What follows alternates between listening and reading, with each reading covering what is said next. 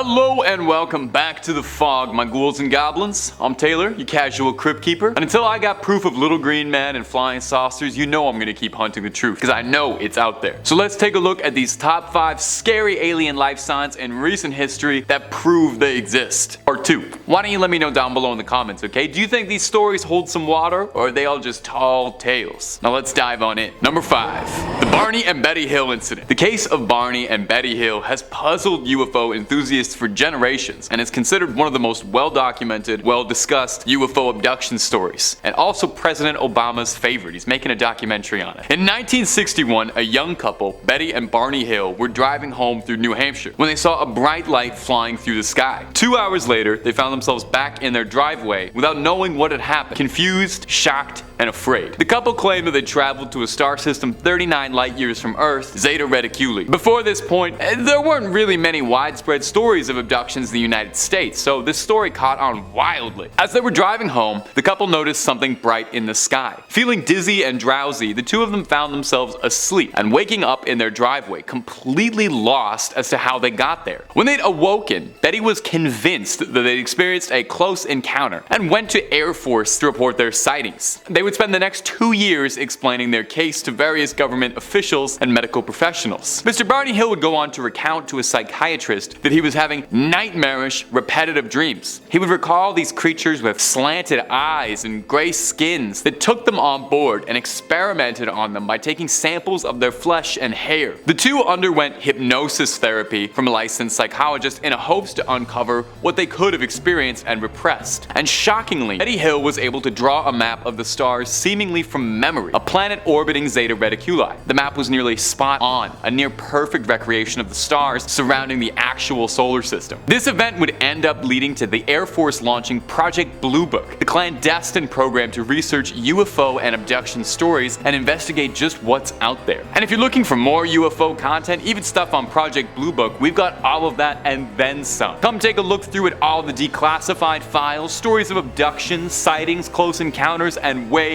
more. So stay subscribed, stay scared, but more importantly, stay watching this video. I worked hard on it. We got lots more abduction stories coming up for you in just a second. Number 4. Terrell Copeland. For some, too many abduction stories come from a disreputable source, you know? Well, our next story comes from a former United States Marine, Terrell Copeland, a man who'd seen the brink and back and had never been shook like this before in his life. Pop those ears open and take a listen. Copeland reported this in 2007. He was living in his Virginia apartment when he saw an orb of white light across the street and hovering in the air, some 300 meters above the ground and changing colors rapidly. Now, Terrell had the same reaction most people like you and I might have seeing a glowing, colorful disco ball in the sky, and he thought, well, that's kind of weird, something's wrong. So he recorded it, posted footage online, and claims this is where his life took a dark turn. He was taking a nap in his apartment, and he said it sounded as if someone was breaking in. He called out into the darkness, asking who was invading his space, and he saw the doorknob move and heard scratching at his door. He grabbed a firearm that he kept in his apartment and went to go ready it, but found himself completely frozen, unable to move no matter how bad he wanted to. He claims he heard a voice that spoke to him, internally, as if it was his own thoughts, saying, "You don't need to do that. We won't harm you." I'm pretty sure if I heard that from inside my head, I would leap out my window just to be safe and take my chances somersaulting down the road because I'm probably safer there. Now,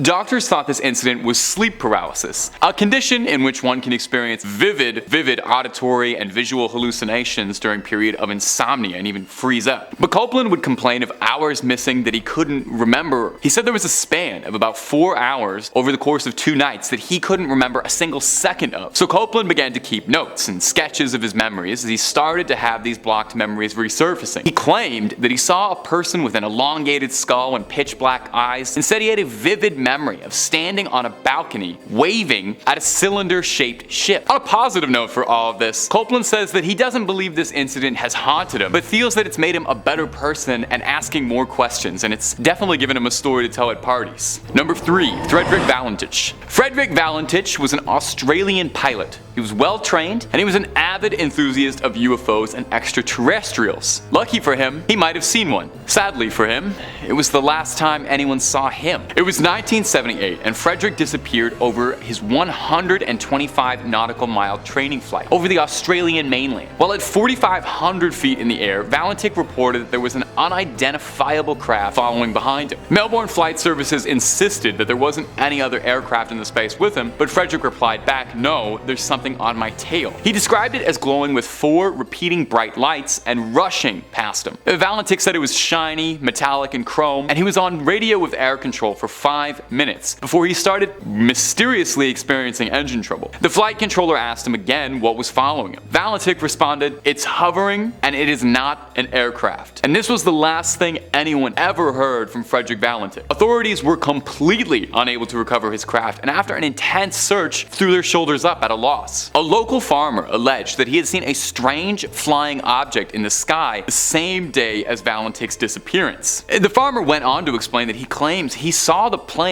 attached to this UFO. He told officials that he was scared to tell anyone about what he had seen for fear he would be the town laughingstock if he was a farmer raving about a UFO. Tragically, in the end, we're no closer to understanding what happened to Frederick now than we were all those years ago in 1978. Did Frederick get his wish? Did he get to see an alien up close? Did they take him back to the stars? Or who knows? And we may never know. I don't know. Number 2, Travis Walton. Alien abduction stories can be a little much sometimes. I'm sure you can agree. Even for those with very open minds, you know, they all seem kind of the same, and usually you can poke holes through them and find all the little weird details that don't add up. Well, take a listen to this one. Travis Walton's story is one of the most famous abduction examples on record. You might be familiar with it before if you study UFO stuff a lot. I've covered it a few times on this channel before because I think it is one of the most fascinating abduction stories. So let's hear it. In 1975, Travis Walton was working as a logger on an otherwise unremarkable day. And he was with 6 other loggers driving around in the forest when they saw something incredibly bright shining at them through the treetops. One of the men claimed that it looked like a flattened saucer. Walton stepped out of the truck to investigate and was struck by some invisible force that had knocked him backward. This startled the rest of the crew, who drove off in a flurry. And it's a great way to find out who your real friends are. Your real friends are not the guys who will leave you in the woods where you're about to get abducted. I wouldn't do that to you. When the crew returned, Walton had vanished. Travis awoke and had thought that he'd been taken to a hospital because suddenly he found himself in a blindingly bright, sterile room and could hear people moving around him. But it wasn't until he got a good look at his doctors that he realized something was very wrong. 3 feet tall, brown quarter-sized pupils, and marshmallow-like skin. Walton freaked out, I think as most of us probably would do, and was restrained by his captors. He fought them off, but was greeted by a tall creature that he said resembled human, but was masked by an intimidating helmet, kind of a Darth Vader deal. This masked creature took Walton and escorted him back into the operating room, put a translucent mask over his face, while Walton drifted out of consciousness over and over again, unsure if anything that was happening was real. The next thing he remembers is walking alongside a highway as if nothing had ever happened. He eventually found his way to a phone and called for his brother-in-law, who panickedly asked what had happened.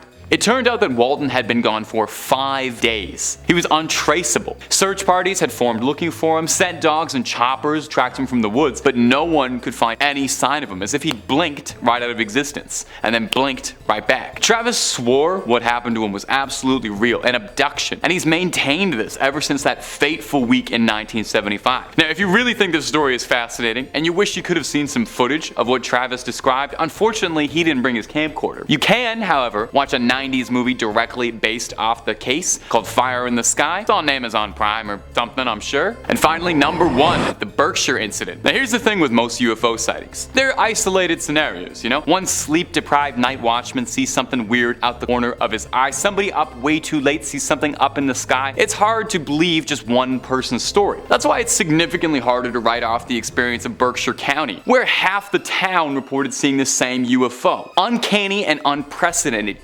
250 residents and more all reported seeing the same UFOs flying across the night sky. So it was 1969. Multiple residents across town spotted blinding lights above Sheffield in the southern Berkshires. Witnesses reported that the lights they saw were beaming from saucers, bright lights onto the horizon. Some residents said that they felt that time was slowing down as they watched the object, claiming that it left them frozen and stunned, wondering just what it was they were looking at. One witness comes from a young student, one Thomas Reed, who said that he saw one of the floating entities, a glowing orb, dashing outside the forest. He claims he heard an eruption of crickets and frogs and a loud deafening sound, and then inexplicably inexplicably, 2 hours had passed without anyone understanding why or how. His mother and grandmother had switched car seats as well. Now, as an adult, Thomas Reed claims that over time, his family has corroborated what had happened to them. He speaks of being in this immensely large, almost infinitely spanning metal hangar with hallways and hallways stretching out forever. Thomas Reed took a polygraph test telling this story and was found to be 99.1% truthful. Multiple people across Berkshire that day reported similar stories: balls of light, flying saucers, losses of time, finding themselves somewhere they couldn't explain. The residents of Berkshire may never get to the bottom of what happened there, but I know the truth is out there. And I know Top 5 Scary is gonna find it, I'm pretty sure. Well, that's about all she wrote, my true believers. You creep on creeping on now, take it easy, and I'll see you in the next one, so long as no flying saucers pick me up for any random tissue samples.